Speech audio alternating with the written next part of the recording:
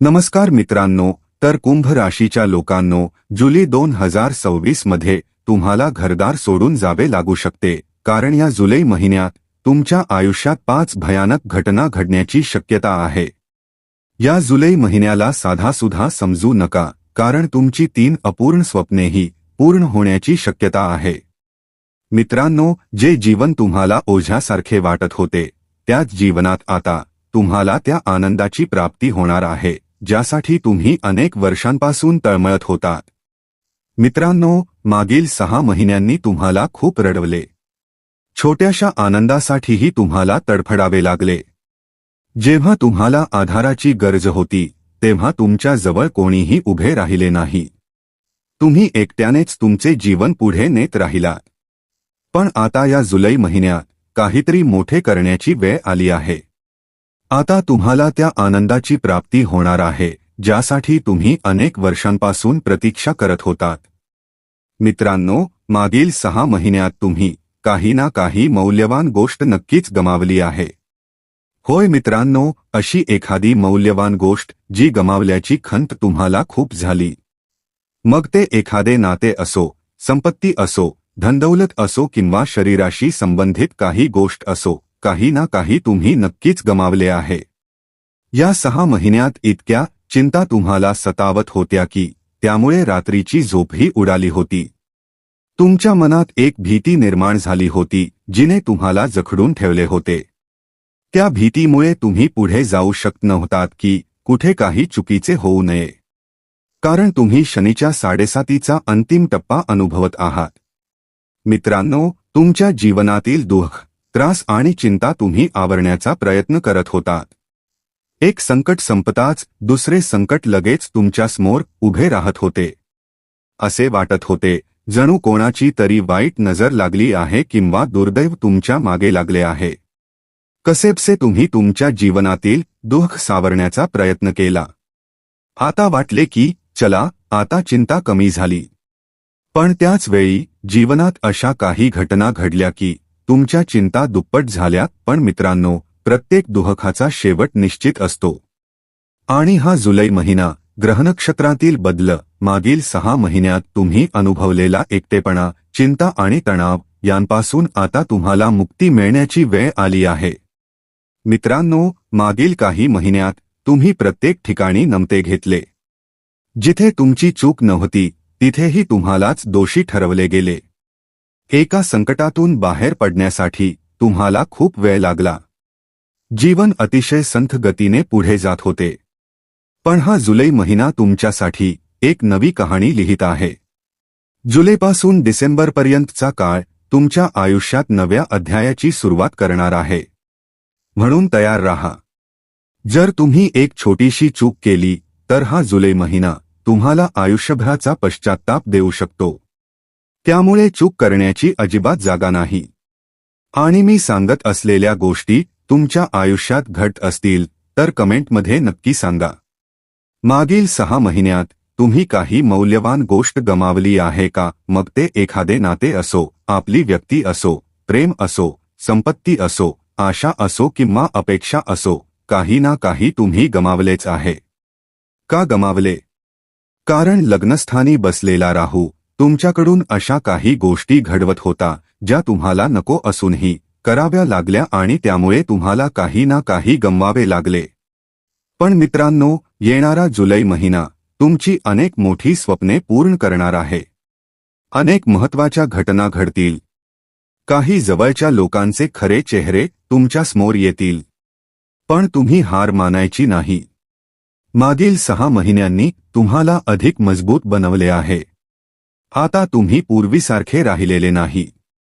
वर्षाच्या सुरुवातीला तुम्ही वेगळे होतात, पण आता 6 महिने पूर्ण झाल्यावर तुम्ही पूर्णपणे बदललेले आहात। मित्रांनो, नको असूनही तुम्ही काही अशी कामे केली ज्यामुळे तुम्हाला दुःख झाले।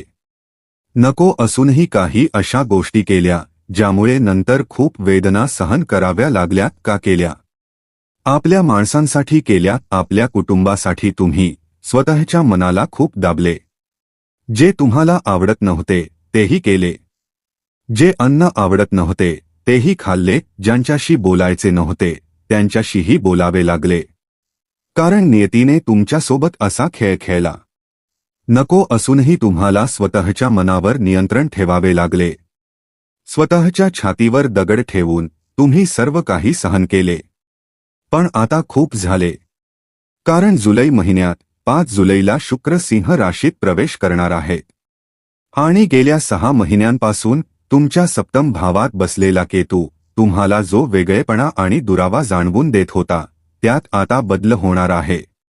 गर्दीत असूनही जो एकटेपणा तुम्हाला जाणवत होता, लोक तुम्हाला समजून घेत नव्हते, जीवनसाथी माझी कदर करत नाही, फक्त मीच प्रयत्न करत आहे, अशी जी भावना होती ती आता बदलणार आहे. कारण शुक्राच्या आगमनानंतर परिस्थिती पूर्णपणे बदलणार आहे. संपूर्ण कहाणीच बदलणार आहे. याशिवाय मंगळाचा तुमच्या चतुर्थ भावात म्हणजे सुखसुविधांच्या भावात होणारा प्रवेश तुमच्यात नवी ऊर्जा निर्माण करेल. मोठ्या आनंदाची सुरुवात आता होताना दिसत आहे. चला तर मग याचा सविस्तर राशीभविष्य जाणून घेऊया. हा व्हिडिओ दुर्लक्षित करण्याची चूक करू नका, कारण संपूर्ण महिन्याचे राशीभविष्य मी तुम्हाला सांगणार आहे. सर्वप्रथम व्हिडिओला लाईक करा आणि कमेंट बॉक्समध्ये सच्च्या मनाने, सच्च्या श्रद्धेने 3 वेळा जय शनिदेव जरूर लिहा. शनिदेवांची कृपा तुमच्यावर भरभरून होणार आहे. आणि मी सांगत असलेल्या गोष्टी तुमच्या आयुष्यात घडत असतील तर कमेंटमध्ये नक्की सांगा. चला मित्रांनो, आता पुढे जाऊया. मित्रांनो, तुम्ही सर्वांना सांभाळले, घरातील लोकांना सांभाळले, घरची परिस्थिती सांभाळली, आर्थिक स्थिती सावरली, बुडणाऱ्यांना किनारा दाखवला. पण जेव्हा तुम्हाला गरज होती तेव्हा कोणीच तुमच्या मदतीला आले नाही. ना घरचे ना बाहेरचे. मागील 6 महिन्यात असेच घडत राहिले. तुम्ही सर्वांचे जीवन घडवत राहिलात, पण जेव्हा तुमची वेळ आली तेव्हा कोणीही तुमच्या पाठीशी उभे राहिले नाही. याच गोष्टीमुळे तुम्ही खूप त्रस्त होता. एकामागून एक समस्या वाढत गेल्या. इतक्या गुंतागुंतीच्या परिस्थितीत तुम्ही अडकला होतात की काय करावे हेच समजत नव्हते. जणू एखाद्या दलदलीत अडकल्यासारखी अवस्था झाली होती. पुढे जायचे होते पण जाता येत नव्हते.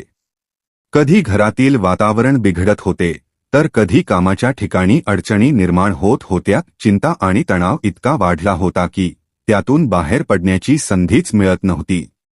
पण आता परिस्थिती बदलत आहे. होय मित्रांनो, आता तुमची 7.5 उतरत्या टप्प्यात आहे. आणि जेव्हा शनीच्या 7.5चा अंतिम टप्पा सुरू असतो तेव्हा माणूस अधिक मजबूत बनतो. ठेच लागून तो शिकतो. आता तुम्ही त्या चुका पुन्हा करणार नाही ज्या तुम्ही मागील काळात केल्या होत्या. आता तुम्ही एक मजबूत व्यक्ती बनला आहात. आता तुम्ही स्वतःची काळजी घ्याल, स्वतःच्या गरजा आणि स्वतःच्या आनंदाकडे लक्ष द्याल. आणि या जुलै महिन्याचा सर्वात मोठा मूलमंत्र हाच आहे की आता तुम्हाला स्वतःसाठी जगायचे आहे. होय, आता स्वतःसाठी जगायचे आहे.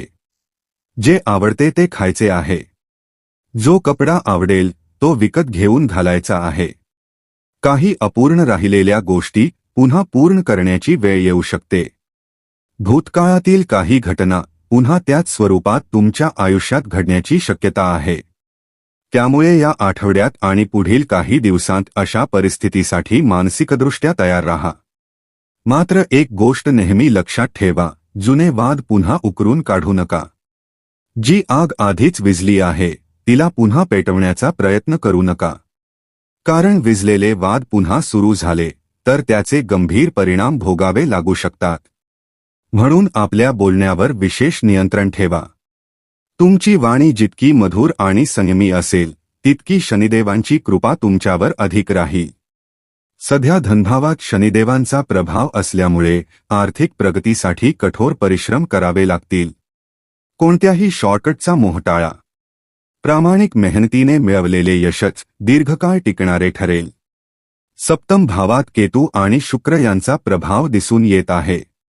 या ग्रहयोगामुळे जो भावनिक दुरावा तुमच्या नातेसंबंधात निर्माण झाला होता तो आता कमी होण्याची शक्यता आहे.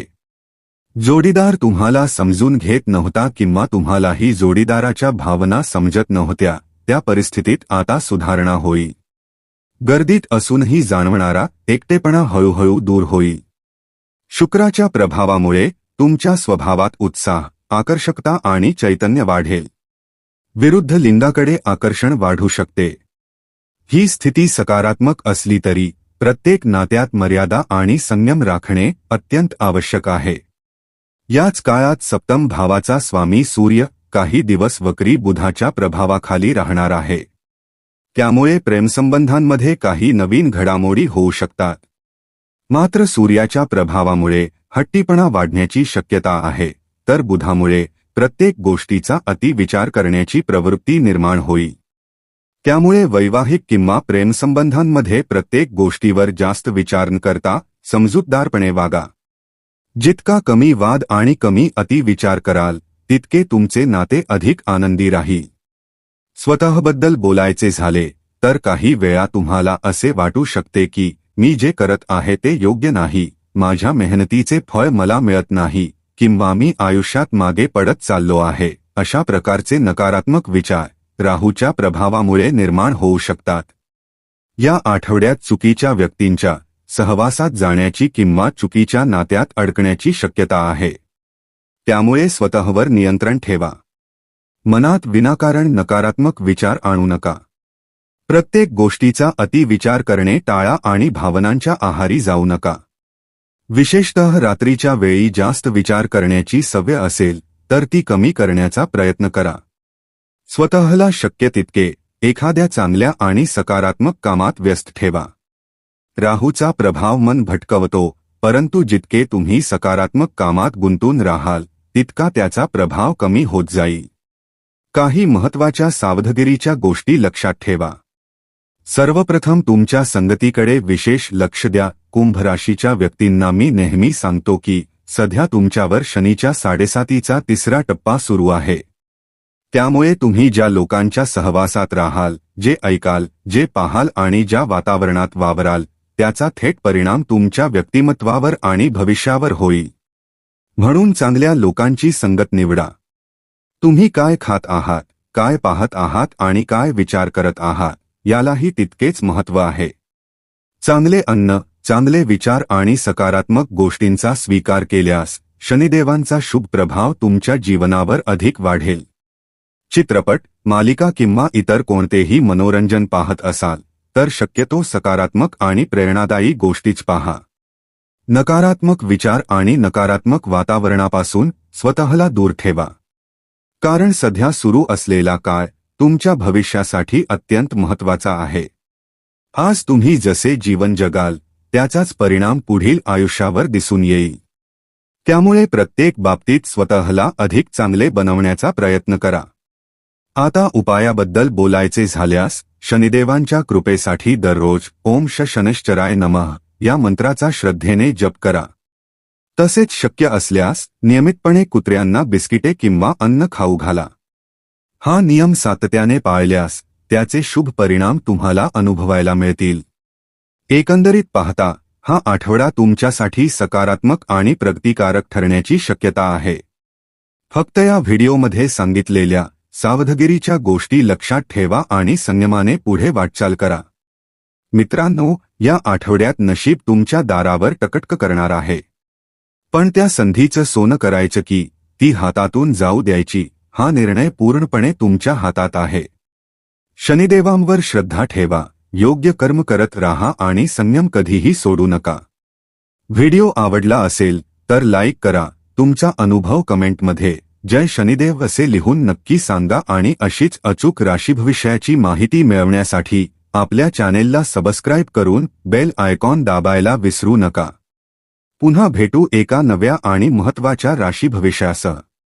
तोपर्यंत आनंदी रहा, सुरक्षित रहा आणि शनिदेवांची कृपा सदैव तुमच्यावर राहो. जय शनिदेव.